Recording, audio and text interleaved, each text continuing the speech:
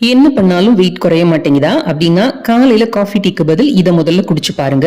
இதுக்கு ஒரு கப் அளவுக்கு தனியா எடுத்துக்கோங்க, ஒரு அரை டீஸ்பூன் அளவுக்கு சீரகம் சேர்த்துக்கோங்க, இளம் வறுப்பா இதுல சட்டியில போட்டு வறுத்து இந்த மாதிரி எடுத்துக்கோங்க. கையில பிடிச்சா உங்களால பிடிக்க முடியும், அந்த அளவுக்கு சூடு வந்ததுன்னா போதும், ரொம்ப சூடு பண்ண வேண்டாம்.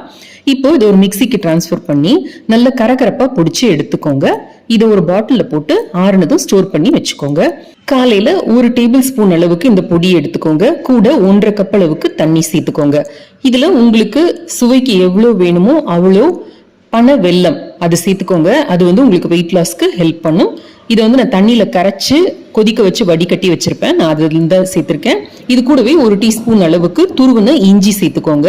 இப்ப இது ஒரு கப் ஆகுற வரைக்கும் நல்ல இதை மிதமான தீயில வச்சு கொதிக்க வச்சு எடுத்துக்கோங்க. இதை வடிகட்டி காலையில வெறும் வயிற்றுல குடிச்சு பாருங்க.